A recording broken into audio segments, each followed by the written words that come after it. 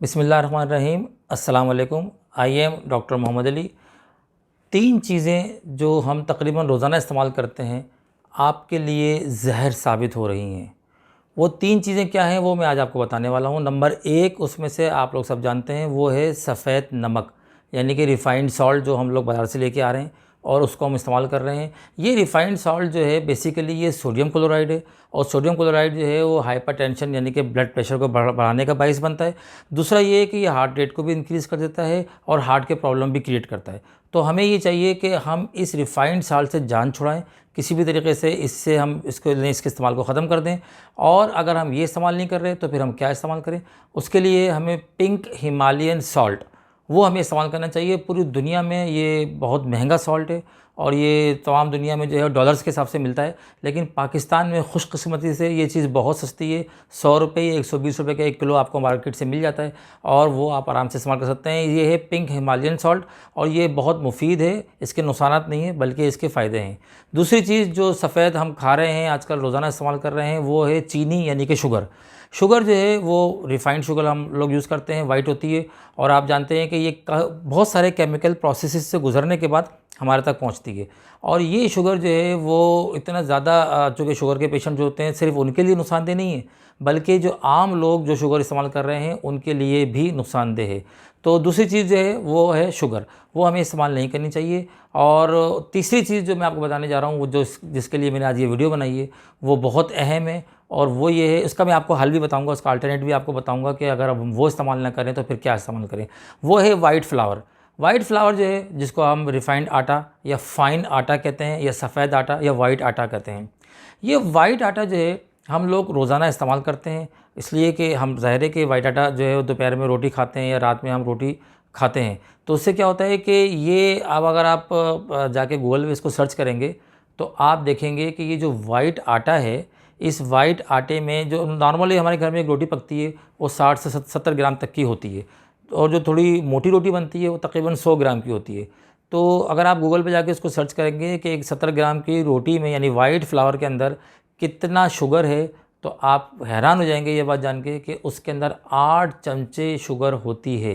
यानी मैं सफ़ेद आटे की बात कर रहा हूँ, फ़ाइन आटे की बात कर रहा हूँ, जो कि अक्सर हम बाहर से लेकर आते हैं, फ़ाइन आटा मांग कर लेकर आते हैं और जो थोड़ा सा महंगा भी होता है। जबकि वो आटा जो हम लेकर आते हैं वो एक रोटी के अंदर, जो नॉर्मल घर की रोटी चपाती होती है जो हम लोग खाते हैं नॉर्मल घर में पकी हुई, वो तकरीबन 70 ग्राम की होती है। जैसे मैंने कहा वो उसमें 8 चमचे चीनी होती है। अब अगर एक शख्स 2 रोटी दिन के टाइम खाता है और 2 रोटी रात के टाइम पे खाता है तो 4 मतलब रोटी उसने खाई, तो अगर 8 चमचे लगा लें तो 32 चमचे शुगर तो वही डेली खा रहा है।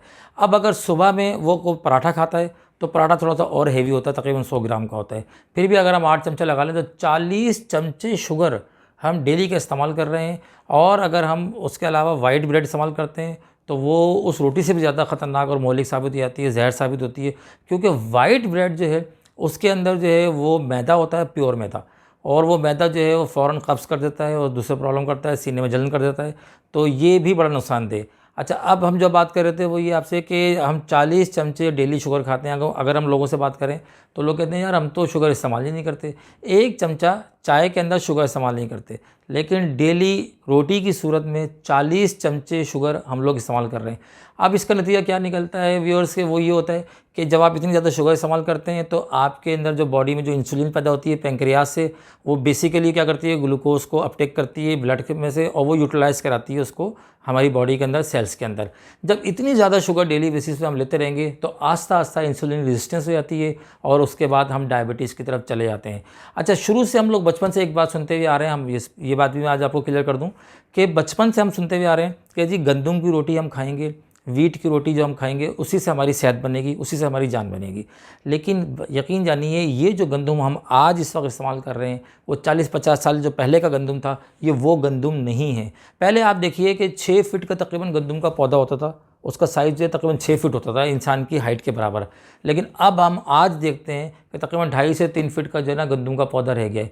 और उसकी वजह ये है कि जो बीज हमारे पास आ रहे हैं उन बीज में अब वो क्वालिटी नहीं है, वो तवानाई नहीं है, तो वो इसकी वजह से वो अपनी पूरी ग्रोथ नशो व नुमा गंदम का पौधा ले ही नहीं पाता, अपनी हाइट ले ही नहीं पाता।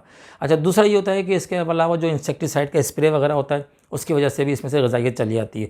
और तीसरी बात जो सबसे ख़तरनाक है वो ये कि जब चक्कियों के अंदर, मिलों के अंदर, जब ये बड़ी बड़ी मिलों के अंदर स्टेनलेस स्टील के स्टेंसिल्स होते हैं और जब वो रोटेट करते हैं, कई मतलब उनके अंदर रोटेशन होती है 100 टाइम्स 1000 टाइम्स की रोटेशन होती है, तो वो इतना उसको हॉट कर देते हैं, उसका टेम्परेचर इतना रेज़ हो जाता है कि उसके अंदर से तमाम ग़िज़ाइयत गंदम में से ख़त्म हो जाती है। उसमें गंदम नहीं बचता, उसमें सिर्फ स्टार्च बच जाता है जो कि शुगर है बेसिकली, और वो शुगर जो है वो हम रात दिन खा रहे हैं। अब मैं आपको इसका हल बता देता हूँ, और वो ये हल ये है कि अगर आप इसको इस्तेमाल कर लेंगे तो यकीन कीजिए आप मुझे दुआएं देंगे, क्योंकि ये वो रोटी है जो मैं आपको बता रहा हूँ कि आप किस तरीके से उसको बना लें।